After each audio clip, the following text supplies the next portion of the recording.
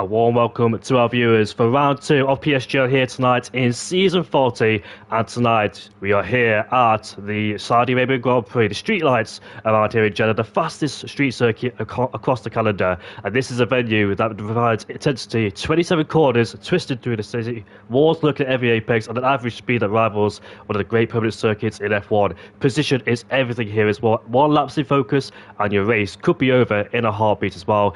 And it's 6.2 kilometers long. My name is Jamie Morris, presenting the action as the main commentator, and alongside me tonight is Milan Langer. How are you doing, mate?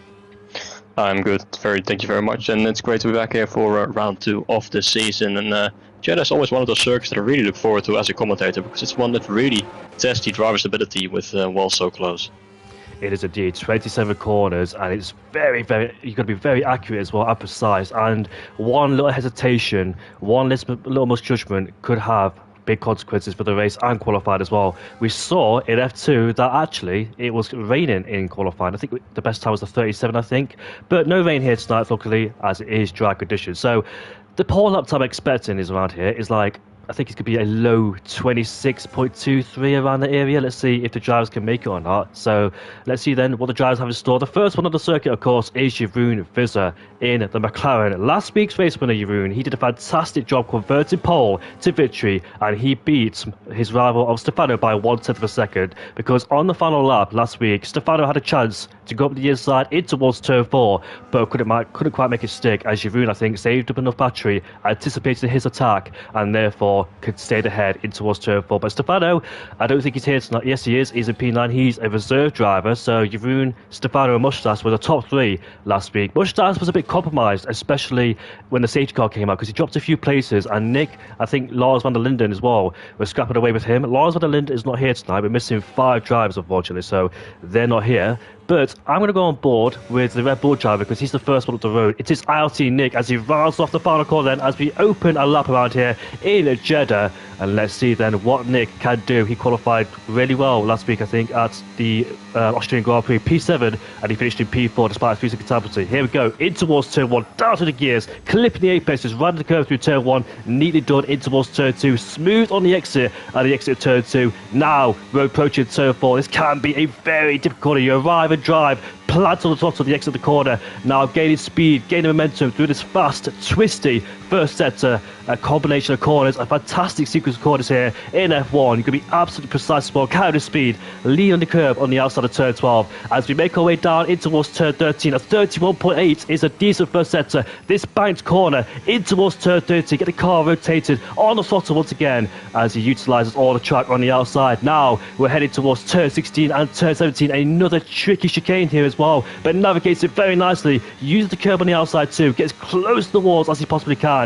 Now it's just this snake section as well, on towards this DRS zone we go. Just preparing yourself in towards turn 21. Let's see how it takes it. A quick dab on the brake, flick it in, back on the throttle immediately, use the curb on the outside too. That's fantastic curb placement there for Nick, especially on this first lap as well, as we make our way down towards this back straight then, in towards the final corner, turn 27, where it can go all wrong because you arrive there. It's a slow speed corner as well, which means you've got to get the power as quick as you can without losing the rear end of the car. It's nicely done there for Nick as he gets back in the power once again. Here he is towards the line. The benchmark, or the banker, is going to be a 26.4, and Jeroen Visser immediately replaces him with a 26.2598, sorry, as he goes quickest so far in the McLaren.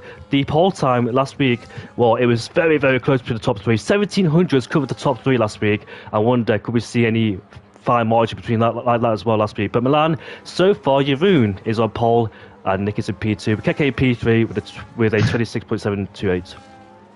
Oh, and there goes Stefano up to the front, to the line, 26.300, misses out by 0.02 of a second to Jeroen. He was very quick through sector 1 and 2. I was riding on board with the Williams driver. He's quicker than both Jeroen and Nick, but he lost out a little bit in the final sector, so he loses out by 0.02 of a second as Mattia Manga in the Aston Martin. He goes up to 5th place in the Aston Martin. Everyone out there on track, apart from Nappy in the Sauber. He is still out there, as Philip has unfortunately invalidated his lap time, was 27.3, so that wasn't anywhere near the fastest time we have seen so far. The Haas goes up to P6 with a 126.8, and now we see Lucas in the Alpine. He's just going to start his lap. We're going to take a look with him as RT Boompje. He has invalidated his flying lap so far in the Red Bull, so he's going to have to try again later on in this session.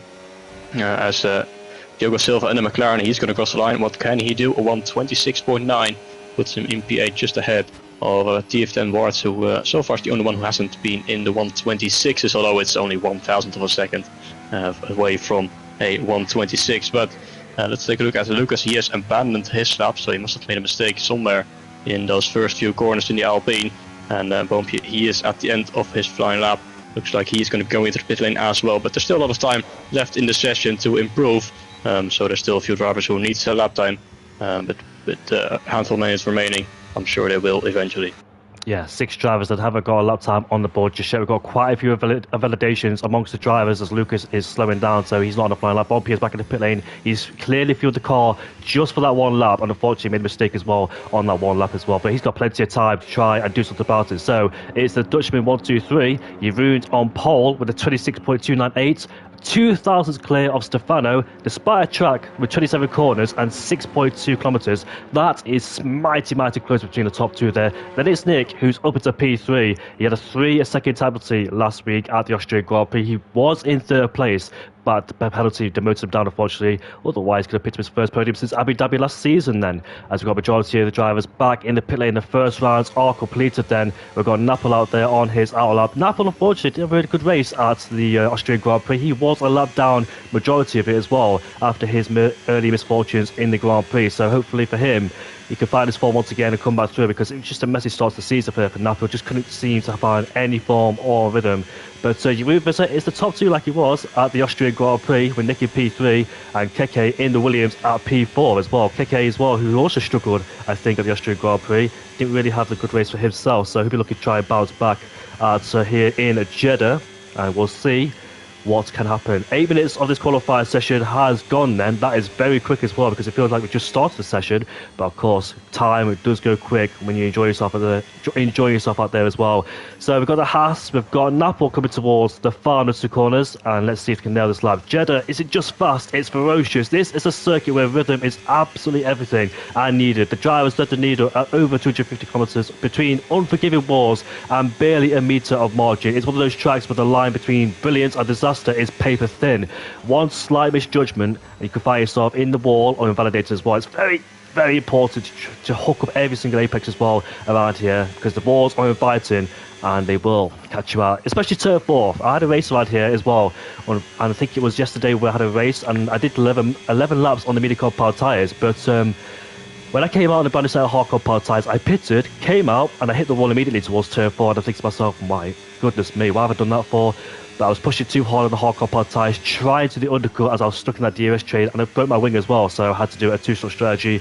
I think the 1-stop is the way to go. It's going to be all about managing those tyres as well in the early stages of the Grand Prix. You need good time management. We've seen plenty of times where people have picked up punctures as well, and also the 2-stop strategy is not really going to work around here because the pit lane loss is quite huge. So the 1-stop is the way to go, I think. Maybe a safety car could neutralise the race. I think we saw a virtual safety car in F2 when I think we saw a few guys collide with each other. But Nappel, unfortunately, has invalidated on his lap time. Then that is so tricky through turn 21 and turn 22. Quick flick of the steering wheel, and you want to use all the track on the outside on that curb there, but unfortunately he used too much of it and has invalidated as well. And unfortunately for him, he's run out of fuel, so back to the pit lane is necessary for him. So we've still got 5 drivers as Luke goes up into P3 now in the Haas with a 26.356 there, and that for him is a decent lap time too for the Haasman in 3rd place. As we see then, multiple drivers make their way at the pit lane. Stefano's on the final lap in towards turn 12, leads on the curb on the outside there. Let's see his first sector. Is it improvement? Yes, it is. And that is a big improvement considering it's the first sector as we head down in towards turn 13. Now look at that. Oh, we hit the wall on the exit there. You want to get as close to it, just barely touched it, but unfortunately he did hit it, so I wonder how much time he's lost. Coming through turn 16, threading the needle through here as well. Arrive and drive out this corner through turn 17, where Max Verstappen gets so close to the wall of the exit at turn 17, back into 21, as now we make our way through the snaky complex in towards the end of this first sector. Has he lost time due to that moment in the first sector? He hasn't. He's gained time as we flick our way off the track, and unfortunately has invalidated.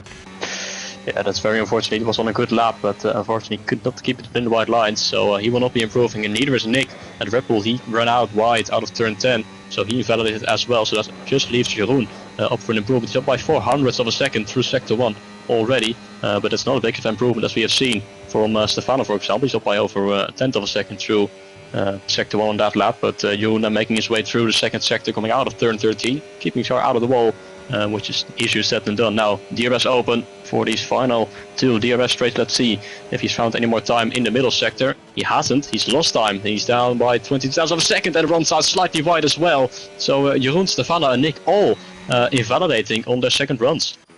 Yeah, all of them in the same place as well, down to turn 22. So that seems the place to be catching down because it's a high-speed corner, flick it in and get back to the front immediately. But unfortunately for them, they just overdid it and unfortunately validated. But great qualifying session so far for Luke because he started in P20 at the Austrian Grand Prix and now he's up into P3. So that's a real confidence boost for him.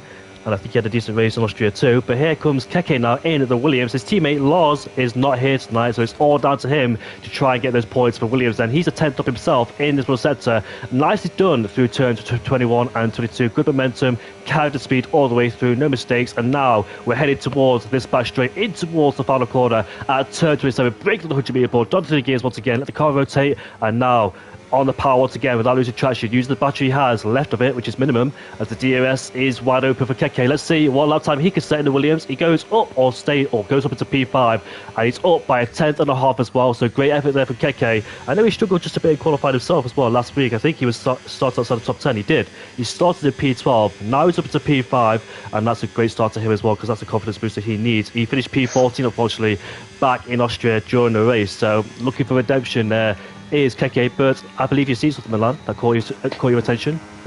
Yeah, I was riding on board with Jade in the Alpine, and he went wide as well through turn 22, hit the inside wall. Was on a decent lap through sector 1 and sector 2, but he as well falls victim to that turn 22-23 chicane, and unfortunately invalidates and will go back into the pit lane. Still hasn't set a lap time on the board, and this certainly doesn't help either in his qualifying session. 2 Saubers are out there on track, but Boards, he has backed off on his lap, was down by 9/10 of a second, so must have had something happen on his lap as well. And Napple in the Sauber still yet to set a lap time. He has made his way through sector 1, 31.8, quite a decent first sector. Up there with drivers at the front of the field, but let's see if he can nail it through the second and third part of the lap as well. Has still a lot of battery in the tank to use, and now makes his way through the turns 12 and 13 chicane. Have to be pretty careful there. Of turn 17, I should say. Here on the exit, hits the wall slightly there, but doesn't too much speed. And now through these fast flowing corners, flat out, really use the track there to the maximum. And at the end of the second sector, he keeps it under a minute. And now through turn 22, keeps it in the white lines, and most importantly, so it should be a valid lap time then for the kick. Sauber. Just has one corner to go, one final hard braking zone at the end of this lap, turn 27. And let's see how he's going to tackle that. Into the braking zone, flicks the car to the inside. Nicely done there on the exit. Bit of a moment of wheel spin, but he has kept it quite cleanly through there. Let's see what his first lap time on the board is going to be. A 1:26.6 puts him in P7. The kick Sauber then gets himself inside the top 7 there. Does Napoli to the 6.685, just 800s away from BXN in P6 there in the Haas. Majority of drivers are still in the pit lane. Lucas is out there, but unfortunately he has invalidated on his lap time. I see Jaden and Bobpia both on the back foot. They don't even have a banker or a reference point either, so that's going to be under so much pressure because on their final laps, if they don't get it right, if they don't nail absolutely everything, they could invalidate, hit the wall or spin, then that could mean they will start on the back of the field then. So Jaden and Bompia are put at a massive disadvantage, and we know Bompia is quite quick as well. He could definitely put in the lap time, but of course in the practice sessions it's very easy to put those lap times in, but when it comes to qualifying, that's where it all matters, and that's when the pressure soaks up as well.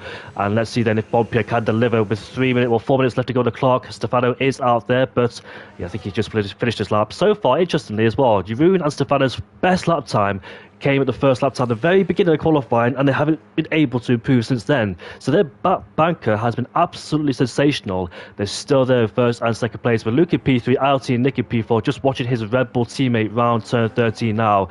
And he's got out quite early in comparison to others, so maybe putting more fuel in the car just in case he validates on the first lap, because this is critical for Bompia. It's either if he nails the lap, get himself inside the top 10, or stays in last place. There is 15 drivers on the grid, unfortunately, tonight, not the full turnout like we did in Austria, so we are missing 5 drivers, but expect a decent race around here.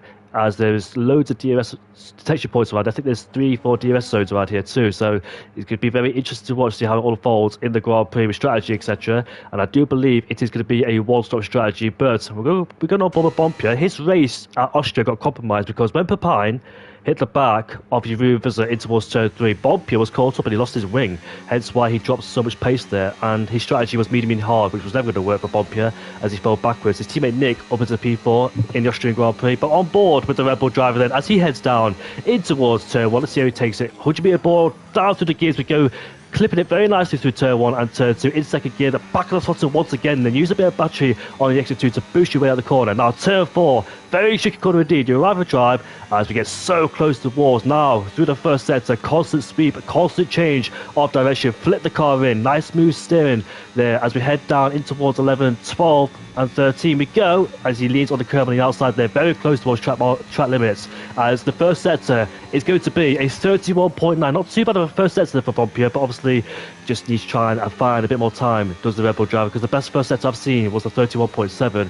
As we see Bompier then make his way towards 16 and 17 we go, flip the car in as he went a bit wide through there, didn't really hook up the apex in towards turn 16 there, so didn't really gain the lap time he needed, as the DRS then is enabled for Bompier as he makes his way down towards the end of this middle set. It's going to be a 0.0 as he flicks the car in. Oh, Bompier has invalidated on the exit of turn 22. Turn 22 seems to be catching a lot of people out, and he's got enough time to do a flying lap, but those tyres will be absolutely hot at this stage, plus the battery, but the battery is almost full as well, so that's looking for him as his teammate flies past him in the Red Bull. So Bompier, massive back foot for him in P15 then, and he best hope the last lap is the lap for him. He needs to deliver. So we're going to go on board with Nick in P4 so far. Here he is in the Red Bull just in front of us there as he enables the DRS. Every single driver out there as well. 2 drivers have a set a lap time of Jaden and Bompier, P4 to P15, but Nick is the first one on a flying lap as he heads towards turn 2 then.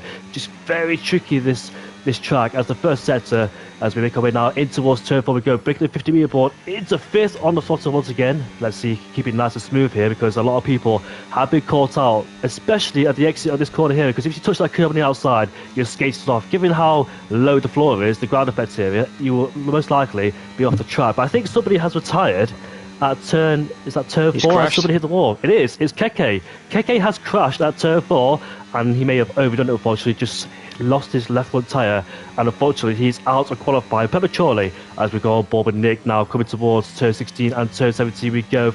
It seems nice and planted so far for Nick. Let's see if this sector is improving. We've got Jeroen, we've got Luke out there as well. We've got every single driver out there. 15 seconds left to go on the clock. Stefano is on the outlap. Let's hope he's going to make it in time. Yes, he is. As Nick touched the wall at the exit of turn 21, and it caused him to go wide at the exit of turn 22. How many validations, Milan, have we seen at turn 22 as Jeddah goes P5? Yeah, a lot of invalidation. Basically, every single driver has struggled through that sector specifically. But I have news. Jeroen is not on an improvement. He's lost by 5/10 through the first sector. So I don't think the McLaren driver will improve on this lap. And that opens the opportunity for the likes of Stefano and Luke behind. And the Williams drivers just at the exit of the first sector. Let's see if he has found an improvement. Yes, he has 31.5. One of the first sector. That is 1/10 up through that first sector. And Luke is up by 1/10 as well. So Jeroen's pole position might be on the track there. Oh! Stefano has hit the wall and he just crashed into one of the Saubers there who was stranded on the exit of turn 13 as Luke goes fast as 26.1. But what has happened there on the exit of turn 13? It was one of the Saubers, it must have been, it was Napple who was spun around and in the wall, and there was no way that Stefano could have avoided him, and he crashed out himself. So that is very unlucky for the Williams driver, but does mean I think we've got a Haasman of Luke on pole position. Great effort from qualifying for both Haasses there, exactly what they needed, especially Luke as well, who struggled at the Austrian Grand Prix, and both Haasses are P1 and P3. Jeroen, another stellar performance in P2. What could it have been for Stefano in P4 if he didn't make contact? You know what's funny as well? Jeroen and Stefano, their best lap time came at the very beginning of qualifying, and they weren't able to improve since then. So that's quite funny how the first lap time is your best lap time, and maybe in the second and third they just overdid it, just pushed too hard, etc. We saw a lot of people invalidated in turn 22. That seems the main place to catch a lot of people out. It caught me out so many times as well, as you you hope that the car just sticks and pray as well that it carries the speed through, no mistakes through there. But Diogo Silva, unfortunately, in P14, qualifying has ended, and the point goes towards Luke as well. Look how close these margins are. And look at BXN in P3 as well. Look at that, 2nd to 4th, separated by 3 thousandths of a second, around a 6.2 kilometer track.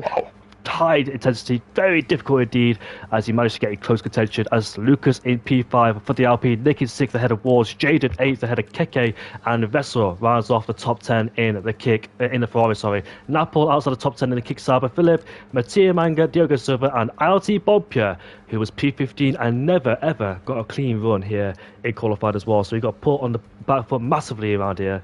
And let's hope he has the race pace to cover. He was very quick as well last time he raced in Jeddah, so let's see he's got the pace to back it up. But the 25 lap race is among us very soon. There is no formation lap, as we'll get underway very shortly though. And Milan, what do you expect to see in this race? Any safety cars, or who's your money on? Well, we've seen quite a few incidents in qualifying already, and we know that turn 4 can very easily catch you out if you hit it at the wrong angle. So a safety car is just around the corner around this track. So I definitely expect some maybe potentially in this race. You never know, because the pressure is always higher in the race as well. And I know there was a lot more in it for some of these drivers in qualifying. Stefano and Jeroen, for example, both not improving on their final run, so got affected by something. And Boompje in P15 not able to even sell a lap time, so he will have to charge through the field and make some good overtakes. But Jeddah is also very known for its DRS straights, with those DRS straights at the back of the circuit, 3 in a row. So if you stay with someone through Sector 1 and Sector 2, you're guaranteed to stay with them till the end and potentially go for the move down to turn 1 of the final corner. So it's always going to be a very interesting race here in Jeddah, and I expect it to be very close towards the end of the race as well. Indeed then. So the pit window around lap 9 to 11, I think, or lap 8 to 11, I think. So the medium compound tyres, I think in the first stint, you've got to stick with the train and try and save and manage as much as you can. Because if you could save in the first stint, that'll pay dividends later on the hard compound tyres. Because a few people pitted early as well, I think in F2, and they've really struggled. I've noticed in other leagues as well that when people pit very early on, they're so close towards puncture territory. They want to do the undercut because they're stuck in that DRS train. They have essentially nowhere to go. So they're looking for other ideas, other options, and they do the undercut. Then after that, they're just stuck because the tyres are ever degrading and they're so close to a puncture as well. So I think ideally after lap 10, but we never know. Safety cars can neutralise this race as well. I think everybody in F2 started on the medium compound tyres as well, so that does look the way to go for medium hards. But is there chat about 2 stops? Is anybody thinking about a 2-stop strategy? Is it going to be too time consuming? Are you going to lose a lot of time in the pit lane? We'll find out, but it's all about the setup as well, because part firm is offs, which means qualifying, you have a setup for qualifying, and for the race as well, you can choose a completely different setup as well, which will pay dividends as well, as the benefit is that you're able to suit it, where you can manage your tyres, etc. as well, and keep that long pace going.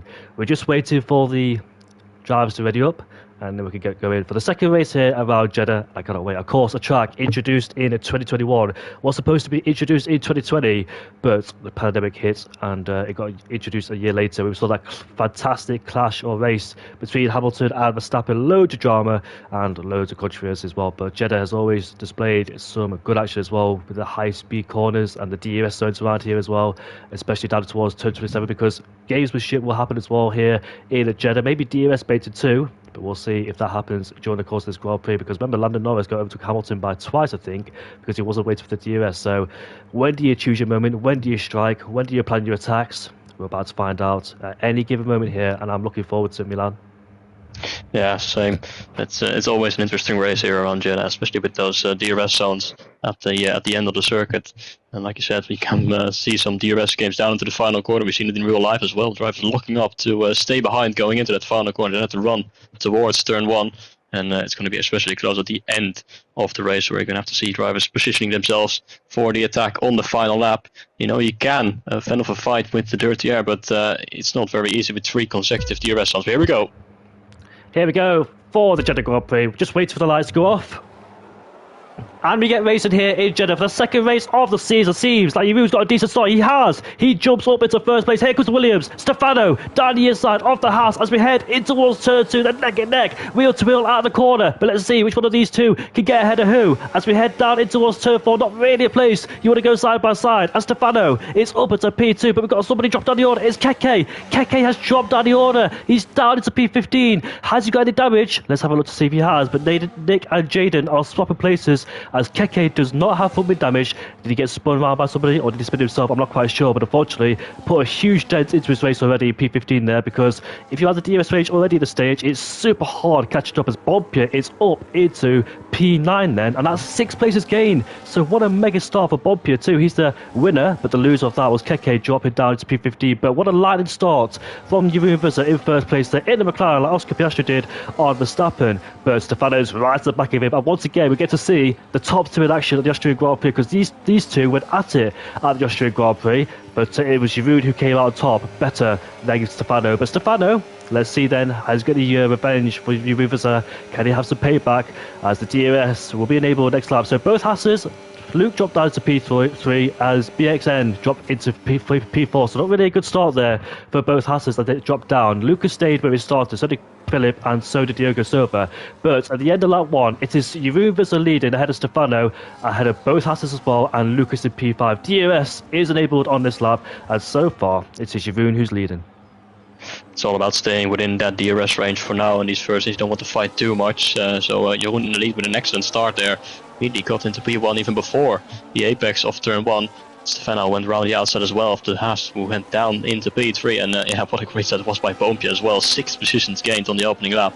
The top 14 is still within the DRS range of each other, and unfortunately Keke with that incident down at turn 4, but he's closing that gap back down to 1.4 as Jaden has gone off track. I think he has clipped the curb there on the exit of turn 8, and now he's run out wide from behind both Red Bulls, and now it's just ahead of Napple, but he has stayed within DRS range. Down to P9 the Alpine goes, and that's another position gained then for Bompia from P15 on grid to a P18 halfway through on lap 2. But are we going to see some change of lead already on the second lap? We know that Stefano's going to have DRS 3 times in a row, and he's going to use this first one to close that gap and then potentially go for the move on the second one. Let's see if the Williams driver will choose to go for the race lead, or is he going to stay behind the McLaren for now as we run on to the second DRS straight with a bit of ERS deployed.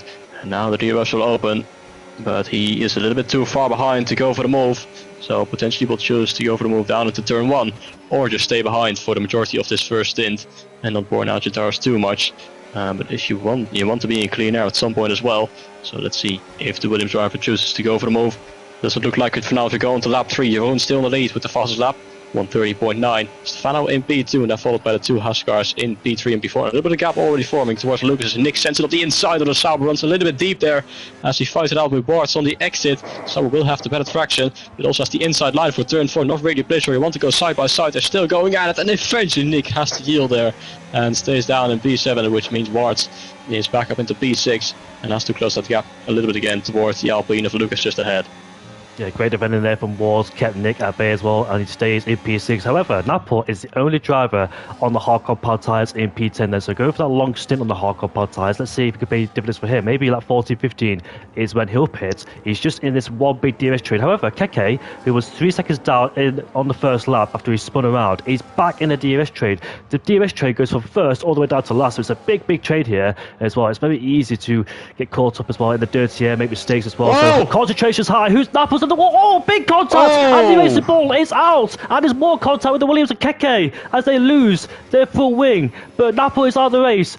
Philip is out of the race, and a safety car, I think, has been deployed. It has. Yep. A safety car has been deployed. That's a huge moment as well. Is it too early to come to pit lane at the end of this lap? I think so, but we'll see what the drivers decide to do. Maybe at the back of the field might take a gamble, but what a shame, because I think Napple dropped it by himself, then Philip got caught up, then Keke, I think, got caught up as well. So huge constitutive effect around here. I'm surprised they weren't ghosted, but let's see what the leaders decide to do, as is the pit lane they come then. So Jeroen, Stefano, Luke are in the pit lane. Suggests to me that this is going to be a definite two-star strategy, as I thought Lucas for 1 second might try and take on the Haas man or BXN, but unfortunately for the Haas, he's got to wait behind his teammates and do that double stack.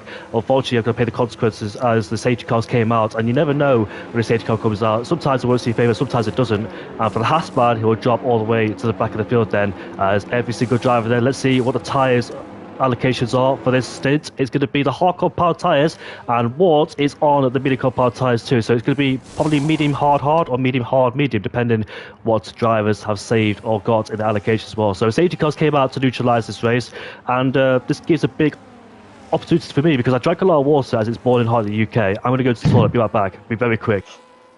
Yeah, sure you do that, but high drama here in this race already on lap 4 with the incident between Napple and Philip. I was riding on board with the Kick Sauber, and through turns 16 and 17 he just lost the back end. He clipped the curb on the inside, lost the back end, tried to correct it, and went to the outside wall, which knocked his front right wheel right off. And then unfortunately Philip had nowhere to go and collected the Sauber there. And I think some drivers as well, I think Mattia Manga and Wessel both made contact as well. I think they both had a 10-second time penalty. That's what happened in that incident, and it's very unfortunate indeed. Both drivers, two drivers already out at the beginning of this race, so we have a full safety car deployed, which is going to shake things up strategy-wise. We have seen some drivers have chosen to go onto the mediums. It's Ward, Jaden and Wessel. They're on the mediums. Everyone else has put on a brand new set of hards.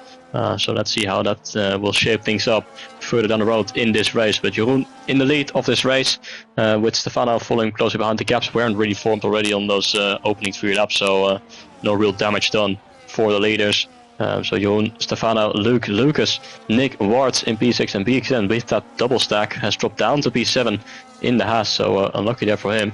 And he's behind one of the Saubers, that is Ward, who is on the medium, so Ward will want to be aggressive on the restart and get as many positions as he can to get that track position while his medium still lasts. And Jaden in P8, Boompje in P9, who had the double stack as well with his teammate Nick, so his progress has stagnated a little bit. He's down to P9 again, and with Diogo Silva in the McLaren rounding out the top 10, just ahead of the Aston Martin of Mattia Mango, who had to replace his wing, I think, because he got that penalty. And so did Wessel and Keke, of course, who had that moment on the opening lap of the race. As the Aston Martin of Mattia Mango is going to pull to the pit lane once again. So I do wonder if he got his front wing damage replaced, and so does Wessel. And those are the two drivers who were involved in that incident. Let's see. Yes, they haven't replaced the front wing from the Aston Martin. They have from the Ferrari. Vessel's going back out onto the hards. And Mattia Manga is going to putting on a brand new set of hards as well, but it looks like they haven't changed his front wing on the first stop, so good news for him that it is a safety car, so he doesn't lose too much time with a pit stop like this, and he can just close the gap back up towards the field, down in P13. On the hardcore power tyres, can they go to the end? Is it going to be too much of a big stretch? I think a 2-stop will happen for these guys. I think the hardcore power tyres will not make it to the end. If they do, by some miracle, then these guys are very good at tyre saving so far. But Wards, we know that Jaden as well is definitely on a 2-stop strategy on the medium power tyres as Jeroen goes side by side with the Aston Martin safety car. But once again, it's Jeroen and Stefano first and second place as they were. Stefano not going for the lead immediately. He's playing the long game, just putting himself in the right place at the right time, making sure he defends from both houses as well as he will react to what they're doing. As we see Bunny as well, P7, who was dropped all the way down to P7. That double stack has cost him dearly, unfortunately, and that's the price you're going to pay as well by starting the same compounded tyres. Of course, you don't know when a safety car will come out. It's totally unpredictable as well, so it's unfortunate there for BXN, and you will get caught up in those situations as well, especially a track like this where it's so difficult as the driver's got to be mentally prepared as well and 100% focused, because one lapse of concentration means you'll find yourself in the wall or cutting corners. But the safety car is in at the end of this lap then, so it should get very interesting in the second half now. Lap 5 out of 25, 20 laps to go, and Jeroen currently occupies the lead of the Grand Prix with Stefano right behind. He's been in his DRS for the whole race, so is Lucas well in P3 and Lucas in P4. Let's see then how this safety car restart will go. Jeroen in first place can control the pack. As long as you don't do an Oscar Piastri in Silverstone, he should be okay, as he just gently warms up his tyres then. I think he will go maybe midway down the straight, because he don't want to give slipstream towards Stefano in P2 as we make our way out of the final corner then, as the safety car is in at the pit lane as well. So watch out. When will Jeroen drop the hammer? He's still weaving left to right. like I said, halfway down the straight, and now he falls opposite, but Stefano gets an amazing reaction time, as we see then him right behind McLaren, but is he close enough to make a move in towards turn 1? Nick, however, further behind, is looking for a move, down the inside, 2 cars at once maybe, oh that was so close there, but he gets one of them, but the Haas up the inside again, as he covers him off there, but can Nick get a switchback? No, he can't, as he stays in P4. Lucas has been overtaken by Ward, and there's more yellow flags down there too, but that's the glitch I think, because there's no yellow flags on the circuit, so it says section caution in sector 2 there, but that's misleading, misleading, so ignore that for the time being. But what a move from Nick, but he seems to be struck in the high speed corner, so did he pick up damage? Because the way he's turning in for me, loads of steering lock pranked on that car. I want to check the full wing of Nick. No, so it looks like Nick was just struck in the first sector because he used a lot of steering input there and it just understeered. So I wonder if the tyres are not up to temperature yet. It does take a while for the hard compound tyres to warm in and settle in as well, but hopefully he gets himself into a rhythm. So far as well, not to jinx it, nobody has picked up a penalty yet during this Grand Prix, as Vessel's right behind Keke as well for the battle for P11 and P12, as we've had on board then with the top of the guys. Wards, however, in P5. This is crucial race now for Wards and Jaden. They need to capitalise on this mini compound tyre and make their way through, because if they don't and they're stuck in that train, it will cost them towards the end of the Grand Prix as well. But it's easier said than done, of course. DRS trains are a factor out here, but with the benefit of the mini compound tyres, just the extra grip in the early stages should give them that advantage, and hopefully can make use of those mediums, because if they're stuck there, then that's the race compromised. As we exit the final corner, then looks like Nick has touched the wall on the exit of turn 27. Here comes Ward with those better mini compound tyres, then side by side with the Red Bull driver. It's a drag race all the way down into turn 1. Is Ward going to be brave on the brakes as we head in towards the braking zone? He is. Levels him going towards turn 1, gets ahead of him, and Nick's still there, but Ward has the race in line, and he puts himself into P4. Exactly the moves Ward needs to do right now to try and make his race work on the mini compound tyre. Yeah, good move there by Ward. So Nick didn't fight it too much. Knows that it will only affect him if he fights it. And the sour, of course, on the mediums will have the tire advantage in these few laps. So can Ward now close the gap towards the Haas, potentially get himself inside that top 3. But Jeroen still in the lead ahead of Stefano. A 6-10 gap in between the two of them. But all Stefano needs to do right now is just stay within that DRS window. I don't think we're going to make it to the end on these hards, so might see a pit stop later down in this race. Or are we going to see some drivers try and stretch it all the way to the end? I'm not quite sure what the is like around the track like this. But that's something we will find out later on in this race. But Jeroen in the lead ahead of Stefano and Luke, just like it was since the beginning of this race. And then it's Ward. He is closing that gap slowly towards the Haas, but he has not saved up a lot of battery because he had to use a little bit with that Red Bull. But Luke running out slightly wide there through turns 22 and 23. Is that going to open the opportunity there for Ward to try and get past? He's going to use a little bit of battery, but not too much. And potentially have a go at it once again down in towards turn 1. He's going to stay behind for now. On to 27, a wider line on entry to hopefully get better acceleration, but it hasn't quite managed to do that.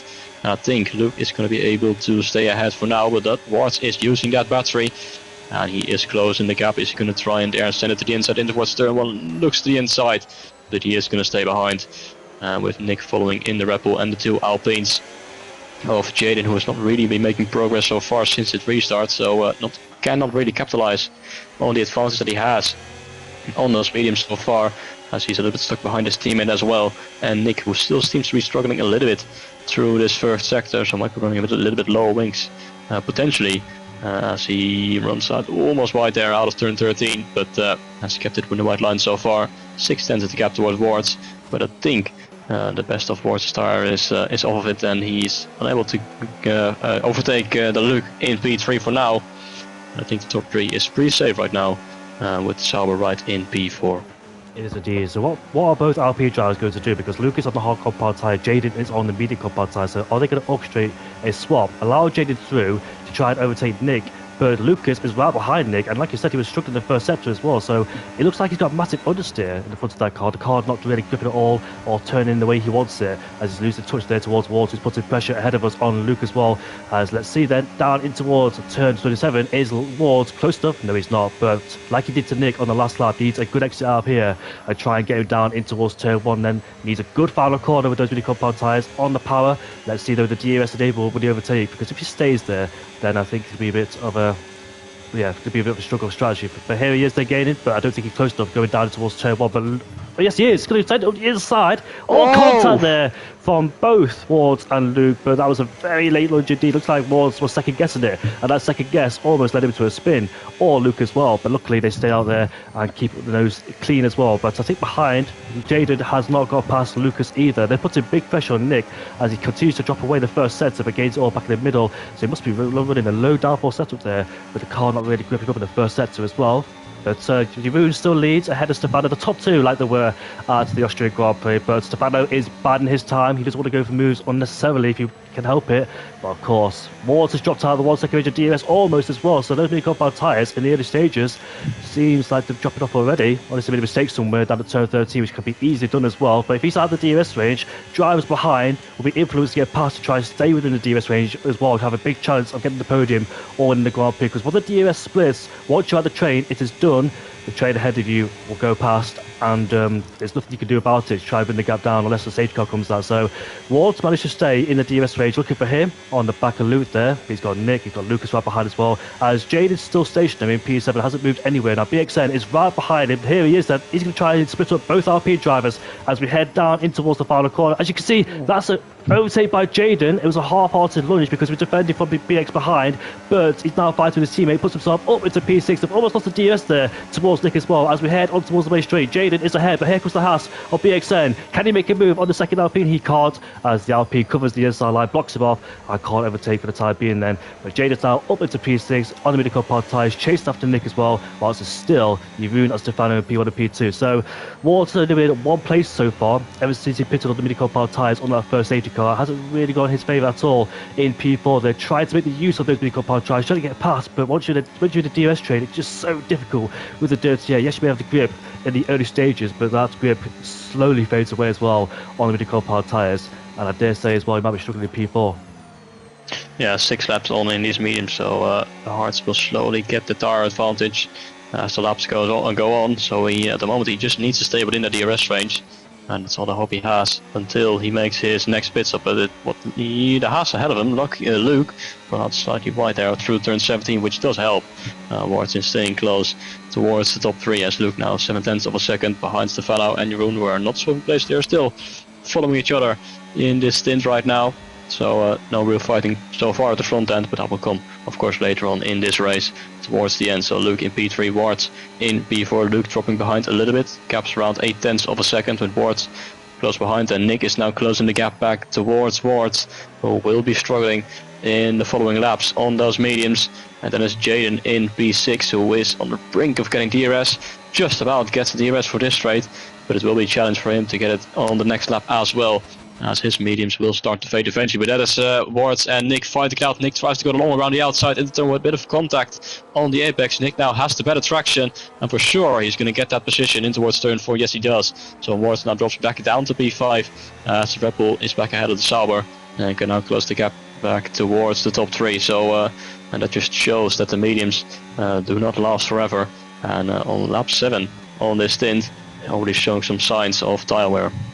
Indeed as well. So those two in P5 and P6, unfortunately, on the mid compound tyres seems to be struggling just a bit there, as Wards was almost at the DRS range. But Nick, however, that was a fantastic move in towards turn 1. He went all the way around the outside. He outbroke the Sauber, went around the outside towards turn 1, had the inside for turn 2, and better grip. That's a fantastic move there for Nick as well. He's almost in the bubble of the outside the DRS range, 9/10 the gap, but hopefully now he can get himself in this DRS fight, because it's very important now at the stage to Grand Prix to be still there within that DRS as well, making sure the guys ahead don't pull away and give themselves a chance. But Jeroen, Stefano, Nick goes off the track towards 23.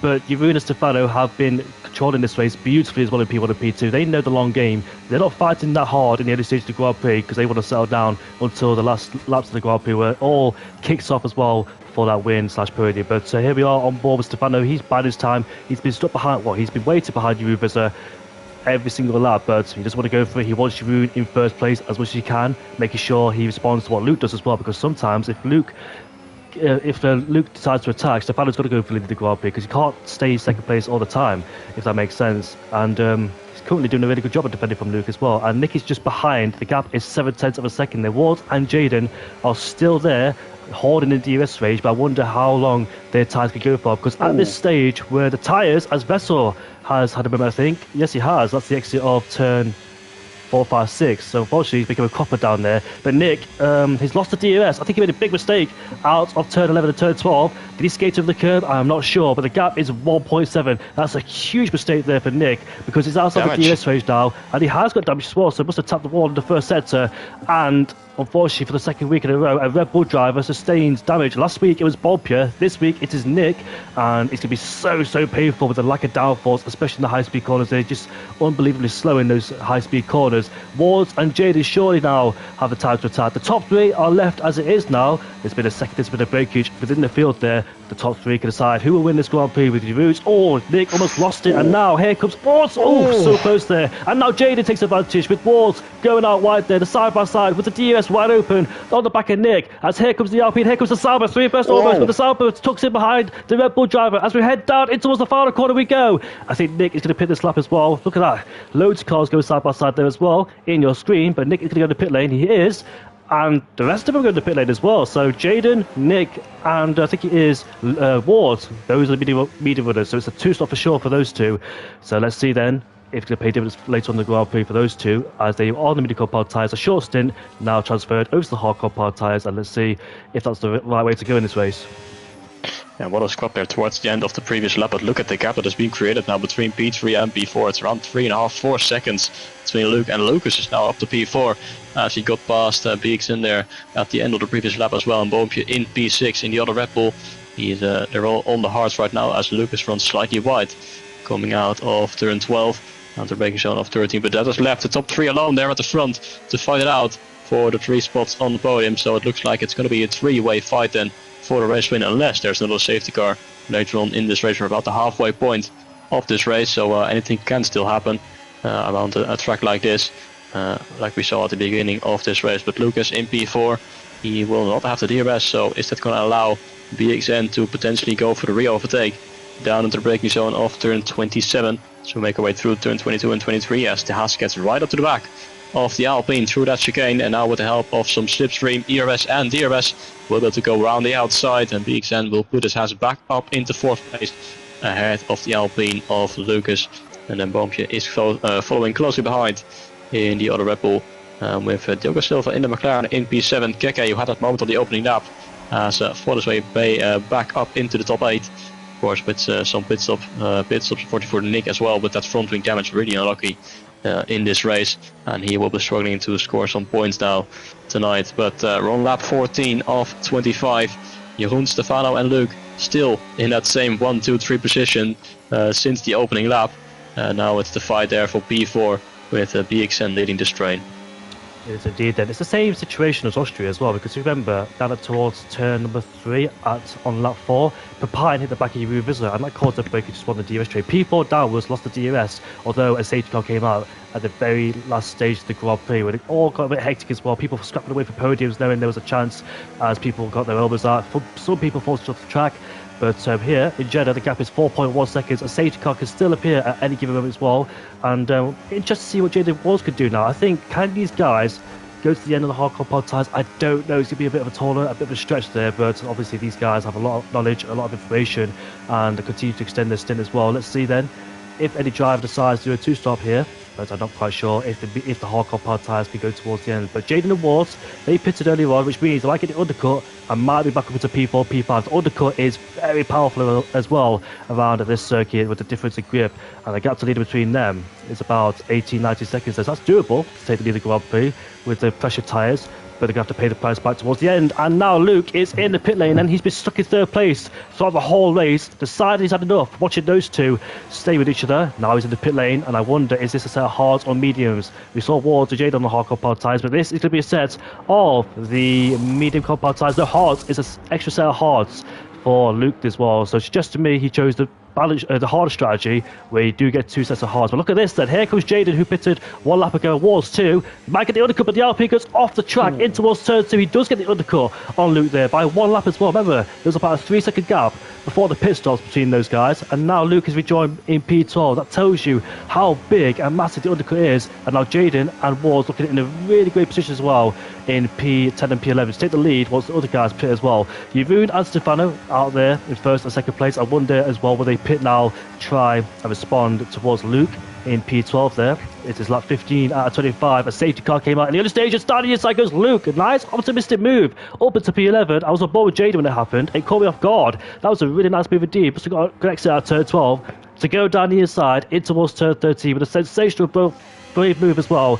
And now he's behind the Kickstarter of Ward as well, trying to put the pressure on. He knows this race is between himself and Stefano, so he doesn't want to waste any time being stuck behind these two. Made light work with Jaden. Next up is next up is Wards in P10, and I wonder what will the top 2 do in the Grand Prix now? Will they pit or just... Yep, they're pitting, except Stefano. Stefano has stayed out there. Diogo Silva's moved up to P6, ahead of Keke. Did Keke have a moment out there? I'm not quite sure. But the rest of the drivers then are making their way in the pit lane. Oh, Bob almost lost it as well, in towards the pit lane entry. Where is Luke? Still behind the kick Sauber there, but gets a decent exit with the assist of DRS and the battery 2 and the slipstream. Morse goes defensive on the inside there, but can Luke strike in towards turn 1? He's forced around the outside. Does he have the grip? He does. Around the outside he goes, in towards 1, side by side into 2.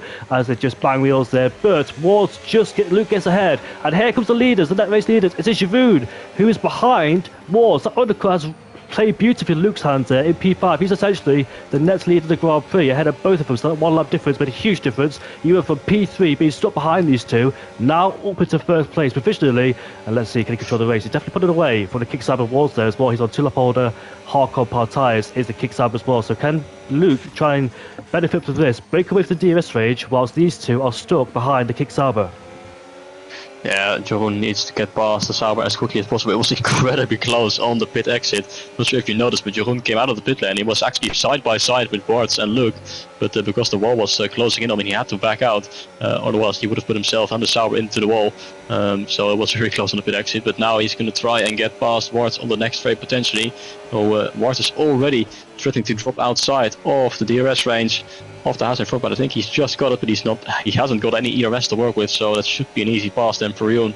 If not into the break of turn 27, then potentially into break zone of turn 1, but he's going to go up the inside here as we head into the final corner. Jeroen back ahead of the Sauber, and I think he has stayed within the DRS range as more drivers pull into the pit lane. Lewis, Diogo Silva and Keke all into the pit lane, but Stefano still staying out in the other Williams.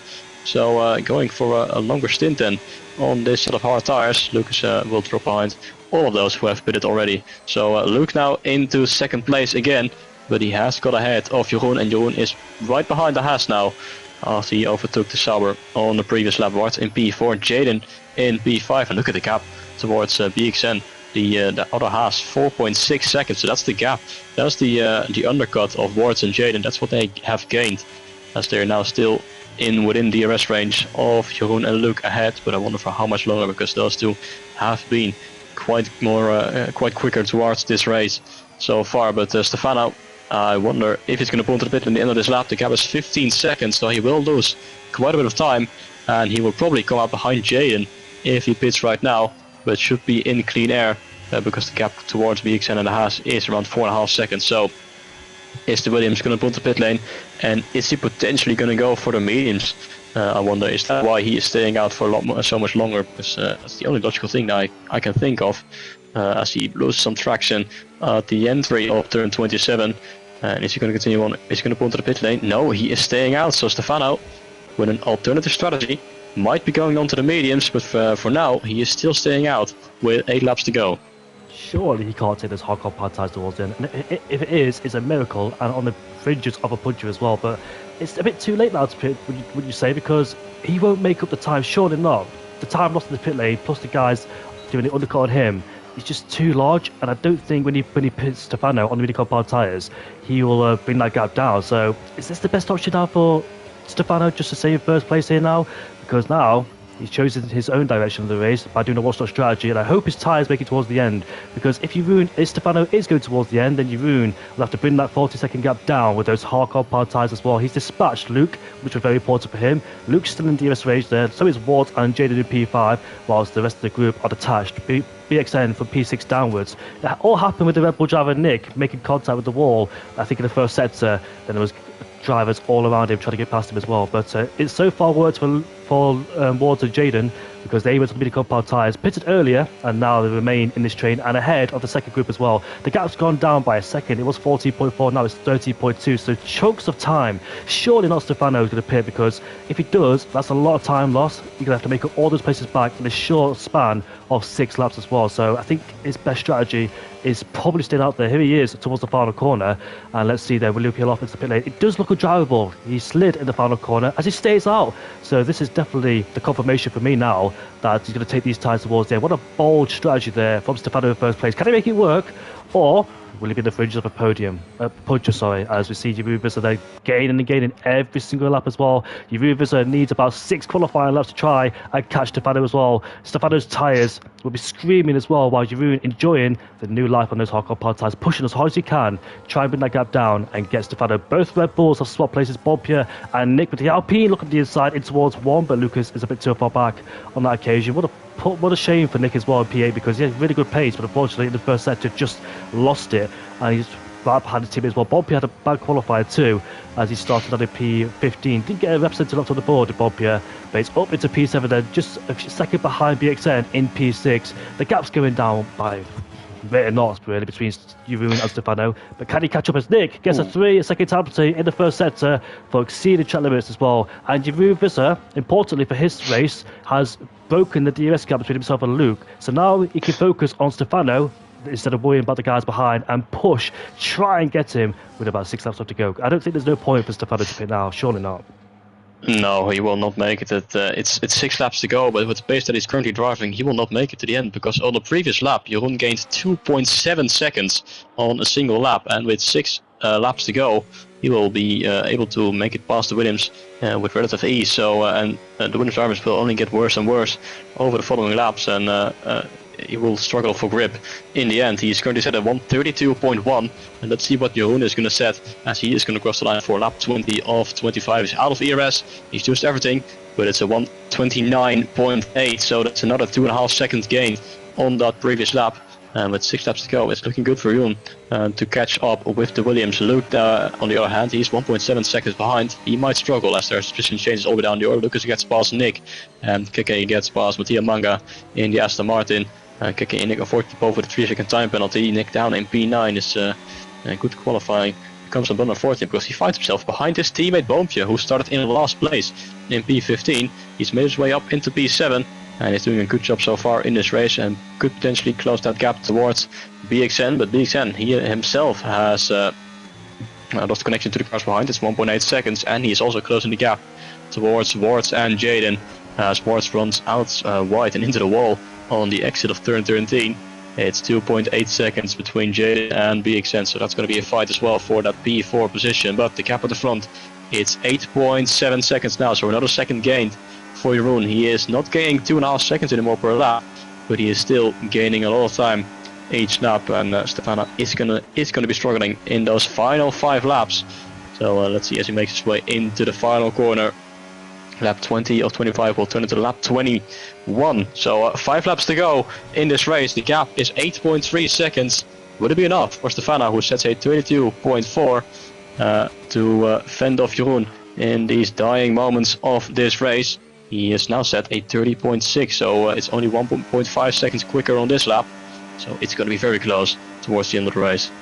If Stefano goes towards the end of the hardcore power tyres without picking up a puncture and still win the Grand Prix, that'd be an absolute clinical drive. It's well sensational there for Stefano, but there's 4 laps left to go. I can't imagine what the tyres must be feeling like on those Williams there, because the tyre life is high around here, and on multiple tracks we expected or predict a two-stroke strategy like it was in Austria, but here in Jeddah, he is stretched to limits as well. Those tyres screaming, especially in the first sector, constantly changing direction, putting so much force and energy in towards the tyres.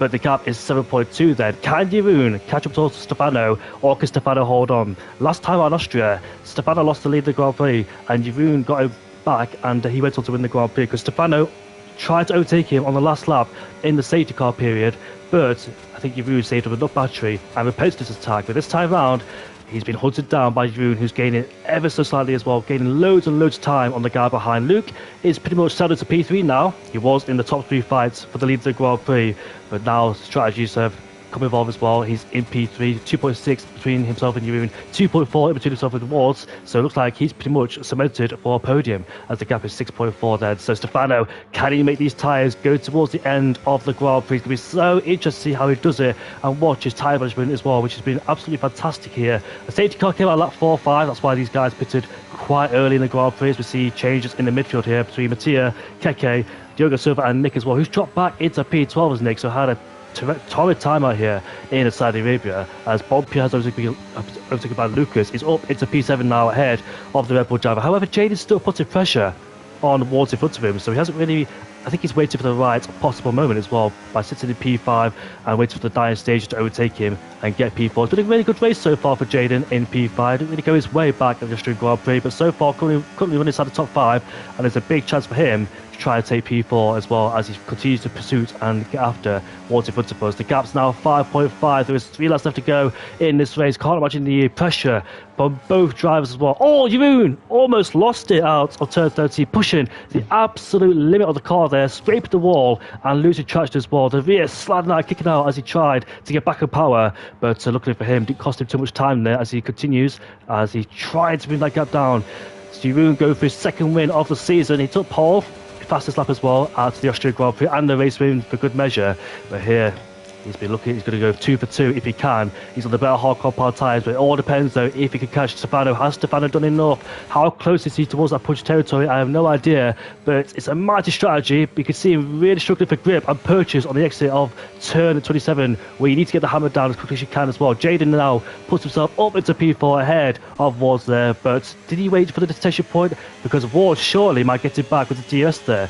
Here comes the DRS detention point on the line. Yep, so Ward's got DRS, and he might go straight past Jaden there. So Jaden might have thought, Jaden needs to think a bit more as well in terms of using the DRS because he's been overtaken, and he's up down into P5, I think. Another 2 seconds gain for Jeroen on the previous lap, so at this rate he will catch him going on to the final lap of the race, and the most time where he gains is through sector 1. He gains almost a full second there, so if he gets in 1.5 seconds going on to the final lap, he has a good chance of overtaking at the end of the lap. But he will need some ERS. He's been draining that battery every single lap so far, but he will need some when he wants to fight the Williams going on to the final lap of the race. The gap is 3.5 seconds between the Williams and the McLaren. Will the Williams make it to the end? No! Puncture! Puncture for Stefano! The rear right is gone, and his chances of winning this race are going fade as he spins around. Watch out, the ghosting is disabled, so Jeroen has to watch out as the Haas nearly gets into the side there of the Williams, but that is so unfortunate there for Stefano. He was going for the gamble to make it to the end on a one-stop, but a rear left puncture his chances of winning the race have come to an end, and that has opened the door for Jeroen to win this race when so dramatic in these final few laps. Yeah, Jeroen are then pushing as hard as he can. Stefano spins once again in towards turn 23, I think it is, where we saw Mick Schumacher crash and Lance Stroll too. Stefano's really struggling to get that car back in the pit lane. BXN is right behind Jed as well for the battle for P3 now. So all of a sudden, there's a podium opportunity for 3 drivers, which is Wards, Jaden and BXN, but BXN is right behind alongside with the DRS, better straight line speed. He's up into P4. Can the Haas, can he make it a double Haas podium? After the first race of the season, where it didn't go quite well for them, there could be a chance that both of them score a podium as Lucas gets ahead of Bompia too. I thought Bompia would be in this fight for the lead or for the podium pay positions, but Stefano once again drops it in towards the final corner. What a shame for Stefano there. Tried to do something different in comparison to other people. Now he knows that the hard compound tyre was not going to make it, unfortunately, and he had to pay the price for that. So in hindsight, it's a wonderful thing, but in the moment, did he feel like he could take those hard compound tyres towards the end? Did he feel like he didn't want to pit again? But Jaden's up into P4. It's BXN's left the session, so he's out of the race then, and I said for a podium chance there for him, and now it could be fading away as Lucas goes around the outside on a ghosted, AI car. but he's up into P5 now, ahead of the XL. What a shame, because he was running such a good race. And now Bompier sneaks from the inside in towards 16. Great move there, and he doesn't outbreak himself either. Makes the corner as he continues to pursue after Lucas as well. But Jaden, however, the gap is 1.3 seconds, so he's lost his chance ever since he fought with DXN. Waters pulled away, and I'm pretty sure that Waters will get that podium as well, as long as he doesn't make any mistakes at all. But Vizor once again mighty as well as we make our way on the final lap, Milan. Yeah, incredible stuff from him. The double stop did work in the end. Stefano took the gamble, but it didn't pay off. And Jeroen has been incredibly quick since that second pit stop. He has grown a gap of 4 seconds towards Luke, who was ahead of the McLaren when he made that undercut. But Jeroen has been so much quicker on that second stint, and he's been doing an incredible job all race long as we go into the final lap of this race. He just needs to keep it well out of the barriers, and he will bring this car towards victory once again for the second time this season. And Luke, they will be getting that second place, and it looks like Ward will also get that final spot on the podium, because the gap is around 2 seconds towards Jaden, who seems to be really struggling on these hards. He's got a teammate for company. It's going to be a massive scrap for P4 in the end there between the two Alpines, and Boomtje as well there. He's in P6 from last on the grid. Could get a P4 finish. It would be absolutely incredible if he does, but Jeroen at the front end seems to be the man to beat at the moment here in F3, as he is going to go into the final sector towards the line to potentially take his second win of the season. Yes, indeed. What a fantastic drive once again from Jeroen Vizor. Beautifully controlled at the front of the field. No mistakes at all. Pitted at the right moment as well and called his moments. He thought he had to catch Stefano and put in those sensational qualifying laps he usually does, but this time he didn't. It was Stefano who had a puncture. This battle is still going on between P4 and P6, so Lucas has caught his teammate by rates and knots as well. He could be swamped heading down in towards turn 27, but we make our way now in towards the final corner. The Dutchman once again. What a fantastic drive it's been for Jeroen Vizor as he makes his way now towards the finish line. It's going to be another win for Jeroen at Saudi Arabia. Second win in a row for the McLaren driver. Fantastic for him. He really does kickstart his season to his potential. Now Wards up into P3. Fantastic as well for those two. Luke, who DNF'd in Austria, to finish in P2, and Wards, who finished in P5 to go 2 places better up into P3. Jaden, that's a good result because Bompier almost got Jaden, and Lucas too. Look at the gaps, minimal.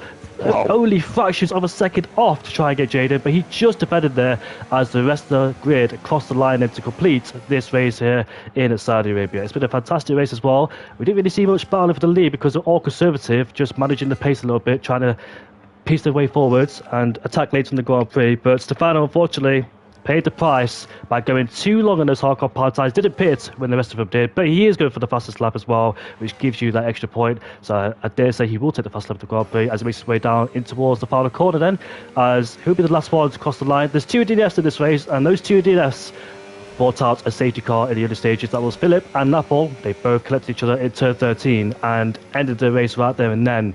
But that it is it for the Saudi Arabian Grand Prix then, and I dare say it's been a fantastic race as well. Great action amongst the field, and I can't wait for more of the Belgian Grand Prix. But Milan, how do you think this race, mate? That was an incredible race. We didn't see too much battling out on track, but there certainly was some fighting going on for the race lead. Even if they weren't close to each other, it was Jeroen hunting down the Williams until he unfortunately picked up that puncture. But an incredible race by Jeroen, well-deserved victory here at Saudi Arabia. And he goes for back-to-back wins and in the best way possible to kickstart this season with another 25 points added to his tally. And Luke then in second place, and Ward, great job from him as well.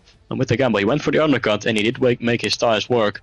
Going from P7 to the podium in the kick shower. And Jaden in P4 and Bompier from P15 to P5. Great drive for him as well. And yeah, very unlucky there for Stefano. Just a few laps before the end, he unfortunately picked up that puncture to what would have been a guaranteed podium, maybe even a win if he managed to hold off Jeroen on those dying few laps. But that's something we will never know. He does pick up the fastest lap of the race, but it sure was an entertaining race once again here in Jeddah. Indeed, mate. I really enjoyed this as well. Jeddah always produces some good action, especially with the high-speed corners as well, chance of a safety car and DRS zones around the circuit as well. The fastest street circuit in Formula 1 is 6.2 kilometers, but this race just absolutely flew by. What a roller coaster of a race as well. And congratulations once again to Jeroen Vizor, because he extends his championship margin as well after commanding victories.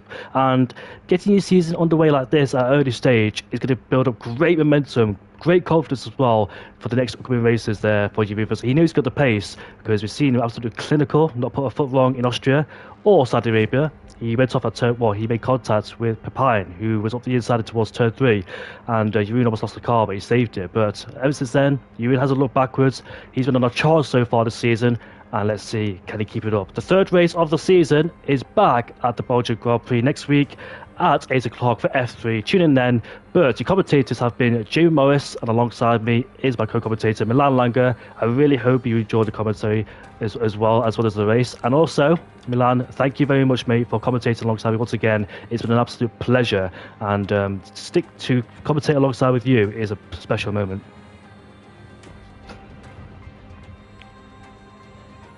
Maybe a mute, Milan, if you're still there. Yeah, couldn't agree more, and it's the same for me. And I hope we have many more great races together in PSGL this season. So yeah, great race once again, and I certainly enjoyed it. Me too. That concludes the Saudi Arabia Grand Prix, and thank you everyone for tuning in. We'll see you all later. Goodbye for now, and be back for the Belgian Grand Prix. See you then.